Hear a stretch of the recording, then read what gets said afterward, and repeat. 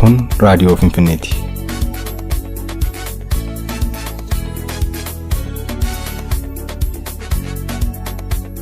Har'i onkoloolessa 31 barri 2018. Fuularraan caqasaa jirtan hundatti nagaan keenya isin qabu dhaggeeffattoota keenya kabajamoo ashamaa. Kun raadiyoo keessan raadiyoo Finfinneeti. Sagantaa keenya torbeetiin walitti deebinee jirra. Keessummeessuun kan isin faana turus an iddoo isaa qajeelaati. Akkuma yaadatamu tibba darbe keessa fulbaana 15 bara 2018 biyyatti galumsa hoogganoota adda bilisummaa Oromoon wal qabatee qophii simannaa magaalaa Finfinneetti taasifamaa ture irratti walitti bu'iinsa dargaggoota Oromoof kanneen biroo gidduutti dhalate irratti miidhaan garaa qabuun ni yaadatama.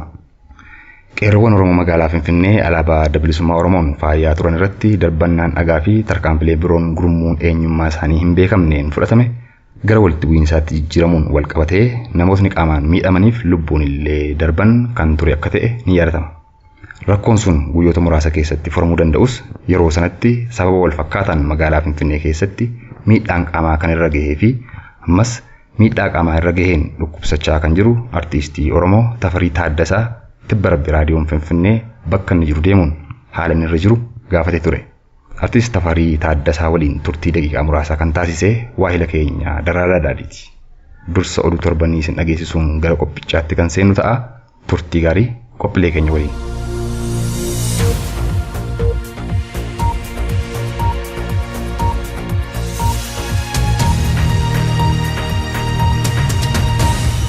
Atileet Fayyisaa Leellisaa gammachuun gara biyya isaatti kan deebi'e dilbata darbe onkoloolessa 21 bara 2018 ture. Ibsa gaazexeessotaaf kenneen akka dubbatetti biyyi keenya nagaa taatee jirti. Gaaffiin uummataas deebii argataa waan jiruuf biyyatti deebi'ee qophaa'ina ispoortii kiyya nan cimsa jedhee jira. Fayyisaan waggaa 2 dura wal dorgommii Olompikii biyya Biraazil magaalaa Riyoo jedhamu irratti lammaffaa ba'uun mallattoo diddaa argisiisuun sirna mootummaa Itoophiyaa saaxilee addunyaatti beeksisuun gahee guddaa taphatee jira. Sanaan boodas gara biyya Ameerikaa deemuun naannoo Arizoonaa jedhamu jiraachaa kan ture yoo ta'u, yeroo biyya Ameerikaa jiraachaa ture kanattis Fayyisaan wal dorgommii baay'ee injifachuun isaa ni yaadatama.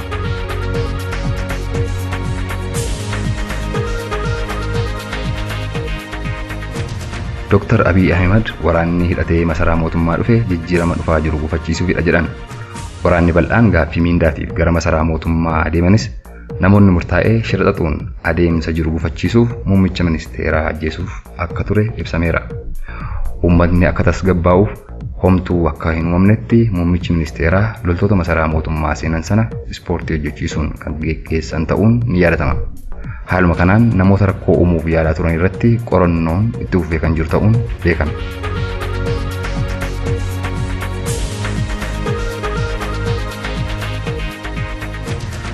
Mootummaa Itoophiyaa ONLF yookaan adda bilisa baasaa uummata Ogaaden waliin waliigaltee nagayaa mallatteessanii jiru. Bara 2007 ONLF kaampaanii Chaayinaa kan naannoo Ogaaden keessaa boba'aa baasuuf hojjechaa ture irratti lola banuun nama 74 ajjeesee turuun ni yaadatama. Yeroo ammaa kanattis naannoo Ogaadenitti boba'aan waan argameef mootummaan Itoophiyaa fi kaampaaniin Chaayinaa bal'inaan irratti hojjechaa jiru jedhama.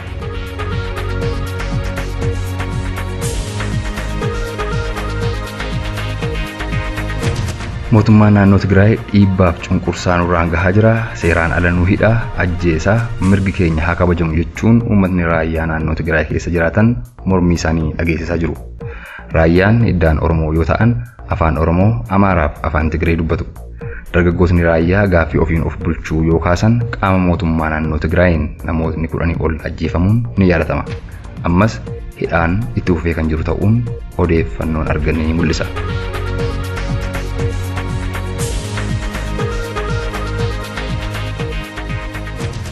Mike Hoffman miseensi mana maree Ameerikaa obbo Geetaachoon Asaffaa miidhaa uummata Itoophiyaa irraan gahaa turuusaa ragaa quubsaa waan qabnuuf akka seeratti dhiyaatu mootummaan Ameerikaas viizaa akka dhawwattuu fi namni kamiyyuu seeraa ol akka hin taane biyyi isaanii akka beeksistu gaafatan.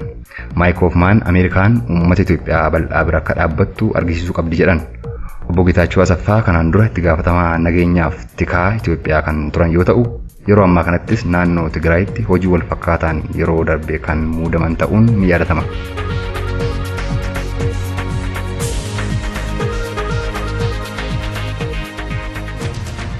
Gara oduu addunyaatti yeroo dabarru Jamal Khashoggi dhalataan biyya Saawud Arabiyaa akkasumas gaazexeessaa Washington Post kan ta'e biyya Turkii keessatti hojjettootni imbaasii Saawud Arabiyaatiin reebamee ajjeefamuun isaa CNN'n beeksisee jira. Jamaal gara imbaasii Saawud Arabiyaa kan dhaqeef waraqaa ragaa dhalootaa fudhatee cidhaaf qophaa'uuf ture. Kanaan dura mootummaa Saawud Arabiyaa qeeqaa turte jedhamuudhaanis kan ajjeefame. Mootummaan Turkii shakkamtoota hidhuun reeffa obbo Jamaal bakka dhoksanii akka baasan gaafachaa kan jirtu yoo ta'u, mootiin Saawud Arabiyaa Mohammed bin Salmaan qeeqni addunyaa itti baay'annaan muddamee maatii obbo Jamaal sossobuu jalqabee kan jiru ta'uu odeeffannoon sabaa himaalee garaagaraa irraa arganne ni mul'isa.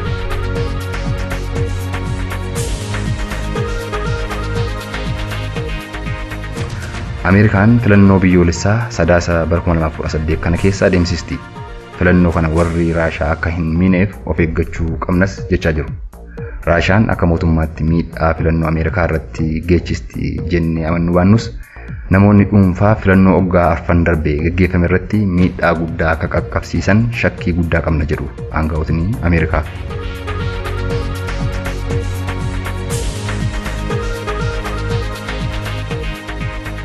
Chaayinaan riqicha gara kiiloomeetira 60 ol dheeratu doolaara biliyoona 20 oliin ijaartee eebbisiiste.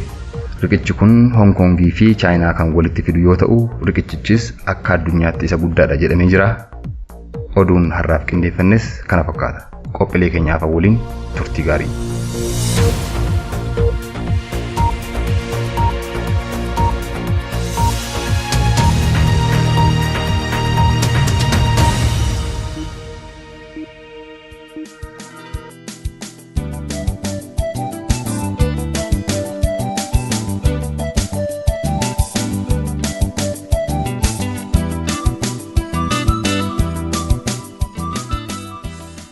Dhaggeeffattoota keenya amma mana artist Tafarii Taaddasaatti argamna.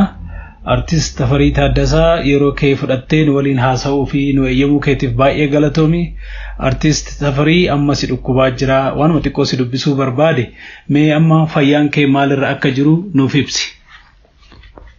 Galatooma. Egaa amma fayyaan kiyya baay'ee cinaachi kuni akka nafuuran baafannee fi dhaabbachuu ciisuu fi waan akkasii kanatu baay'ee na rakkisaa jira. Cinaacha kiyya baay'ee na dhukkubaa jira. Sababa balaa kanaa mee namoota hin dhageenye fi nuuf himi maaltu sirra ga'e? Balaan kun dhufiitii abaa'ootiin wal qabatee alaabaa yeroo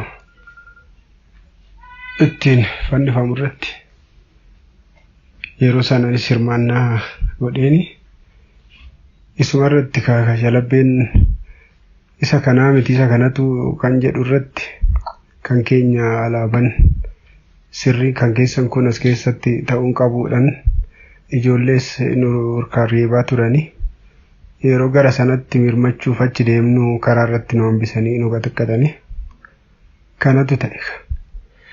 Guyyaa kun sirra ga'e kana waan sirra ga'e akkamitti lubbuun kee irraa barare akkamitti hin duune akkamitti sana jala ba'uu dandeessee waan sirra ga'e kana hin beektaa nama nu dhaggeeffatuuf odoo ibsiteef kana maal jedhu. Egaa guyyaa sana calqaba makiinaa manaa wayiitiin deemne makiinaa sanaan yeruma deemaa jirru karaatti makiinicha cabsanii mastaawotiisa isumaan dhakaa nutti darbachuu eegalanii jalaa gadi kaanneetuma ofumarra ilaalatuma kaachaa oduma jirru deemnee mana namaa jalaa seennee ofumarraa qo'achaatuma akkuma isaan darbatan kana ofumarraa akka abbiyaan nutti dhufus gochaatuma mana namaa seennee osuma kana ta'u dura adda kanarraa dhakaadhaan nadhaanii turani dhiigni dhagaa osuma jiruun mana namaa seennanis abbaa manaa ta'ee namichi wayii tokko jira. Baay'ee si'i waannan oonigii waannaa ichaa jiranii suma barbaadamaatu jiru ka'i bayasi jechuudhaan namichi humnaan gadi nu baase gaafan ba'u dubartii wayii asiin karaa kanaan sholoqoo sanatti qajeelaa jenna sholoqoo sana qajeeludha deemne yeroo sana ijoolleen albee dheeraa kana qabattee achi keessa jirti achumaan as deebinee gara kanatti gaafa deebinu abbumti manaa kun miila koo dha'ee na kuffise gaafan kuffise achumatti dhakaa xiqqoo wayii argadhee ofirratti dhuman jedhu dhakaa biraa fidanii immoo cinaacha kiyya kanarratti fe'anii guddaa wayiiti rakicha. Sana booda miila immoo akka jala godhatanii takka hin cabu ta'ee hin beeku. Irra gadi nadhaani. Sana booda baay'ee of hin beeku. Yeroo mana wayiititti kaaffee wayii tokko jira.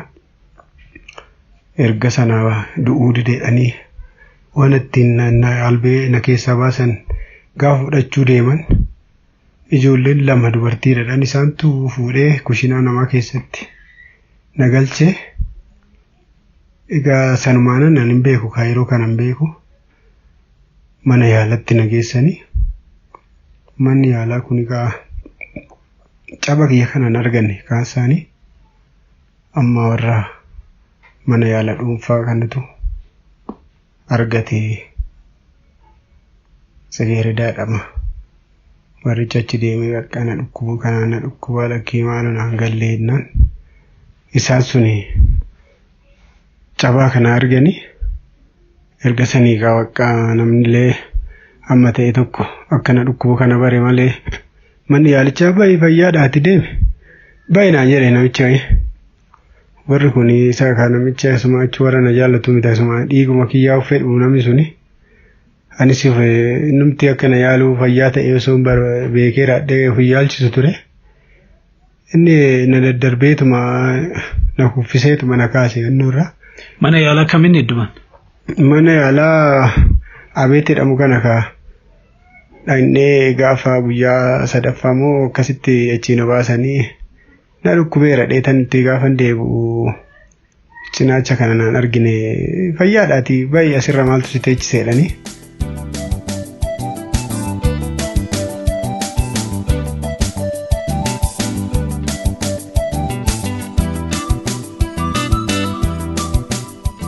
Turtii hagammaattiin waliin gootaniif galatoomaa jenna dhaggeeffattoota keenya kabajamoo. Kanarraaf qindeeffanne kana fakkaataa qophii keenya torbeen kan walitti deebinu ta'a. Hagasitti nagaan.